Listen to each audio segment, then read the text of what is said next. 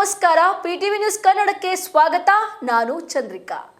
ಕೊಳಗೇರಿ ಮನೆಗಳ ಪ್ರದೇಶಗಳಲ್ಲಿ ಮೂಲಭೂತ ಸೌಕರ್ಯಗಳ ಕೊರತೆ, ಅನಾರೋಗ್ಯಕರ ವಾತಾವರಣ ಹಾಗೂ ಕಾನೂನುಬದ್ಧ ಹಕ್ಕುಪತ್ರಗಳ ಇಲ್ಲದಿರುವಿಕೆ ಮುಂತಾದ ಗಂಭೀರ ಸಮಸ್ಯೆಗಳಿದ್ದು ಅವುಗಳನ್ನು ಪರಿಹರಿಸುವವರು ಯಾರು?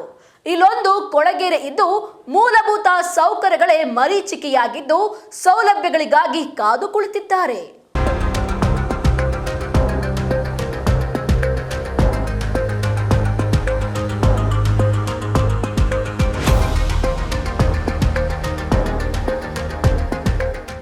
ಮಹದೇವಪುರ ಕ್ಷೇತ್ರದ ಚನ್ನಸಂದ್ರದಲ್ಲಿರುವ ಕೊಳಗೇರಿ ನಿರ್ಮೂಲನಾ ಮಂಡಳಿ ನಿರ್ಮಿಸಿರುವ ಮನೆಗಳ ದುಸ್ಥಿತಿಯನ್ನೊಮ್ಮೆ ನೋಡಿ.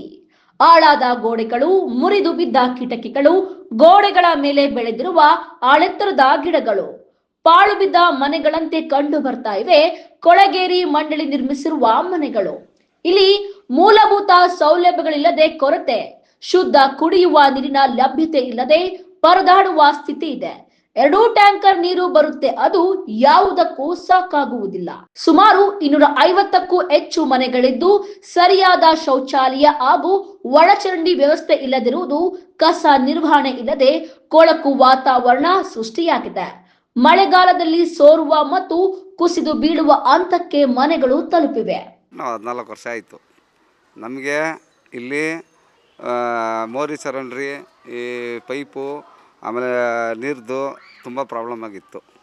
ಒಂದು 6-7 ವರ್ಷದಿಂದ, ಇವಾಗ 14 ವರ್ಷದಿಂದ ಒಂದು 6-7-8 ವರ್ಷದಿಂದ ನಮ್ಗೆ ಪ್ರಾಬ್ಲಮ್ ಇತ್ತು. ಇವಾಗ ಒಂದು 5 ವರ್ಷದಿಂದ, ಒಂದು 5-6 ವರ್ಷದಿಂದ ಸ್ವಲ್ಪ ನೀರುಗಳು ಅದರಿಂದ BBMP ಬರ್ತೈತೆ. ಈ ಪೈಪ್ಗಳೆಲ್ಲ ಸ್ವಲ್ಪ ರೆಡಿ ಮಾಡಿದ್ದಾರೆ, ಇನ್ನೂ ಮಾಡಿಲ್ಲ, ಸ್ವಲ್ಪ ಮಾಡಿದ್ದಾರೆ. ಪೈನ್ಗಳೆಲ್ಲ ಮಾಡಿಕೊಟ್ಟಿದ್ದಾರೆ. ಅದೇ ನಮ್ಮ ಮನೆಗಳಿಗೆ ದಾಖಲೆ ಬಂದ್ಬಿಟ್ಟು ಒಂದು 14 ವರ್ಷದಿಂದ ಇನ್ನೂ ಯಾವುದೋ ಹೇಳ್ತಾನೆ ಇದ್ದಾರೆ, ಸ್ಲಮ್ ಬೋರ್ಡಿಂದ ಬರ್ತೈತೆ ಅಂತ ನಾವೆಲ್ಲ ಹೋಗಿ ಕೇಳಿದ್ದೀವಿ. ಇನ್ನೂ ಬರ್ತೈತೆ ಅಂತ ಹೇಳಿದ್ದಾರೆ. ಇಲ್ಲಿನ ಬಹುದೊಡ್ಡ ಸಮಸ್ಯೆ ಎಂದರೆ ಸರ್ಕಾರದ ಅಥವಾ ಮಂಡಳಿಯ ಮನೆಗಳಿದ್ದರೂ ಅಧಿಕೃತ ಹಕ್ಕುಪತ್ರ ಸಿಗದೆ ಆತಂಕದಲ್ಲಿದ್ದಾರೆ. 14 ವರ್ಷಗಳಿಂದ ಮನೆಗಳಲ್ಲಿ ವಾಸವಿದ್ದರೂ ಹಕ್ಕುಪತ್ರವಿಲ್ಲ, ಮಾಲೀಕತ್ವವೇ ಇಲ್ಲದೆ ವಾಸಿಸುವ ಪರಿಸ್ಥಿತಿ ಇದೆ. ಅದು ಸಾಲದಕ್ಕೆ ಇಲ್ಲಿ ಅಧಿಕೃತಕ್ಕಿಂತ ಅನಧಿಕೃತರೇ ಹೆಚ್ಚಾಗಿ ವಾಸಿಸ್ತಾ ಇದ್ದಾರೆ. 3-4 ಲಕ್ಷಕ್ಕೆ ಮಾರಾಟವಾಗಿವೆ.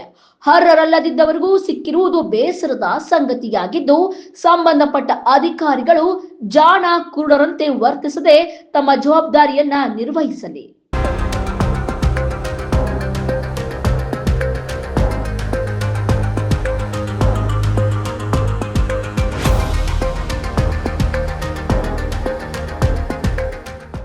ಕ್ಯಾಮರಾ ಪರ್ಸನ್ ವಿಶ್ವನಾಥ್ ಜೊತೆ ರವಿಯನ್, ಪಿಟಿವಿ ನ್ಯೂಸ್ ಕನ್ನಡ, ಬೆಂಗಳೂರು.